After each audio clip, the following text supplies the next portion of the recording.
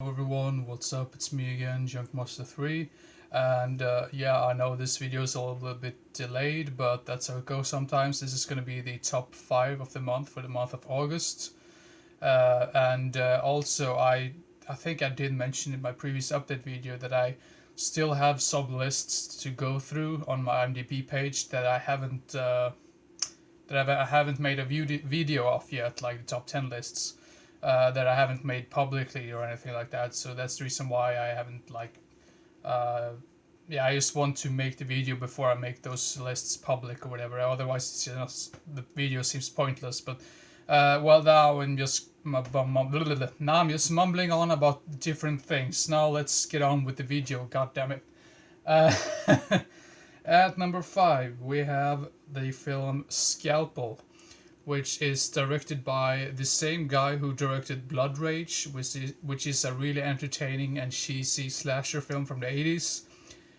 This couldn't be any more different from what that other film he directed. I think it's so weird because this guy who directed these two films, I looked him up and he did not direct any other film out of after this. He only directed these two films and they seem like they could have been directed by two different directors. So this one is not really a slasher film, even though the cover art might look like some sort of weird slasher, but it has some similarities with what's his name, David Cronenberg's Doppelganger, not Doppelganger, what's it called? Dead Ringer. Sorry, I just completely forgot the title.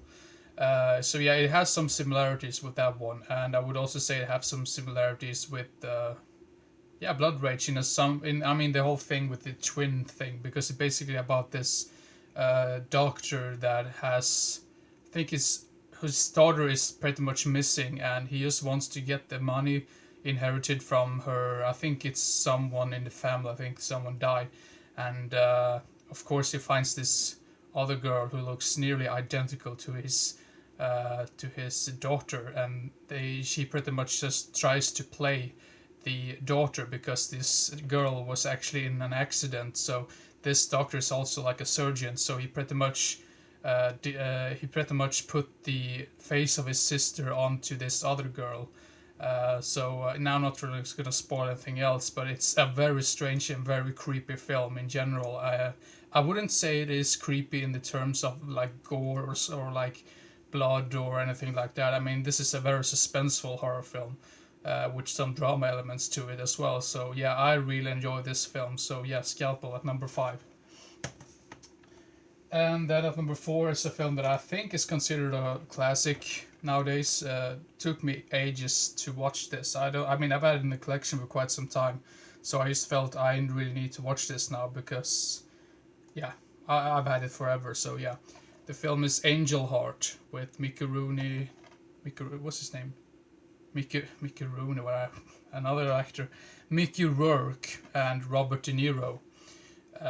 This is definitely a film that I would say you should not read too much about before watching it, because otherwise I would say the suspense is sort of like destroyed if you pretty much just read about it before you watch it. But Mickey Rourke, he plays this detective, and he comes across as like a real scumbag. But throughout the entire film, you pretty much care for his character more and more until the very end. Which the end is just really creepy and very baffling to me as well. Some people I think won't like the ending, but I think the ending is really entertaining, and I think it's sort of symbolic in a way as well. For those of you who have seen this film, you pretty much know what I'm talking about. But yeah, Angel Heart. I wouldn't really consider the film itself a slasher film. This is more of like a drama thriller film, and I would not be surprised if this film inspired Jacob's Ladder. So if you did like Jacob's Ladder, I think you would probably also like Angel Heart. So yeah. And at number 3 we have Monsters Inc. Took me ages to see this one as well. I think when this was coming out in the cinemas or the theaters, I had the option to pick this one or I think it was Atlantis at the time, and I picked Atlantis because I thought that sounded like a more interesting film. But now when I've seen this one, I feel like, oh damn, I really missed out, because this concept is really entertaining and really clever, I must say. Very creative, and I think the character sort of shares some similarities with Shrek, at least the first Shrek film, because both of the films have this big likable guy. I mean, the now I've already forgotten his name. What's his name? Damn. Sully, is that his name? Yeah, Sully. He sort of reminded me of Shrek, and but what's up with the names? Wazowski. I mean, the names just escape me, but I think they pretty much share some similarities with Donkey and Shrek in a way, and I think that's another reason why I enjoyed it so much. That mixed with a really creative concept, I thought was really great, and the ending's just I love the ending. So yeah, Monsters Inc. at number 3. At number 2, we have The Outlaw Josie Wales with Clint Eastwood.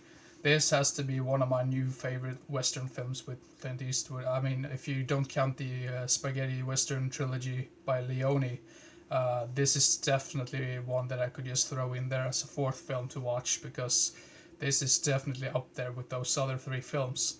Yeah, it's pretty much about Clint Eastwood. He's like this outlaw basically, because his squad or his like posse or whatever gets pretty much killed off in the beginning of the film, and I think it's his general or his sergeant, I can't remember the rank of the officer or whatever, but he pretty much backstabs Clint Eastwood, and Eastwood and another deserter of this squad, they pretty much run away from from the other side, so to say, and they really need to escape from the authorities or whatever. So yeah, they're out on their own and they have no one to trust or anything. So I really like the chemistry between Clint Eastwood and this other guy played by what's his name?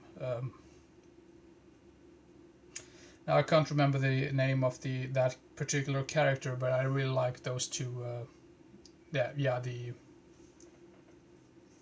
I completely lost my mind, but yeah, The Outlaws, Josie Wales, great film. If you are a fan of Clint Eastwood and if you haven't seen it yet, do pick it up and watch it as soon as possible.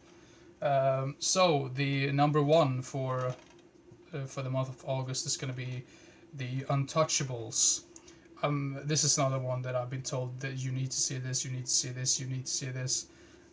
Finally I've watched it, and I'm so glad that I finally did watch it, because this is definitely one of the best like mafia type films that I've ever seen, along with maybe Casino, Goodfellas, and it was some other film, but I can't remember it right at this point. But yeah, The Untouchables. I think most people probably already seen this film. Phenomenal cast. Kevin Costner, Sean Connery, what's his name? Andy Garcia, yeah. And also, I mean, I do know that Robert De Niro is like this bad guy in the film, but I really like Billy Drago as his sidekick character. I mean, I think he fits the role perfectly.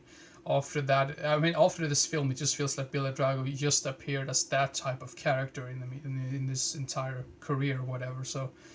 But anyway, The Untouchables, great film. I say, like my friends told me, if you haven't seen that film, go ahead and watch it. You won't be disappointed. So yeah, that's the top 5 of the month for the month of August. So yeah, I'm not sure when I'm gonna like upload the next video. I've been feeling kind of sick lately. It's been headache and just irritating stuff in general that just keeps bugging me. So I can't promise when the next video is gonna come out, but yeah, I'm just gonna try to upload it as soon as possible when I have the time and when I'm not too sick. So yeah, but anyway, hope you enjoyed, and yeah, see you next time in the next video. Bye bye.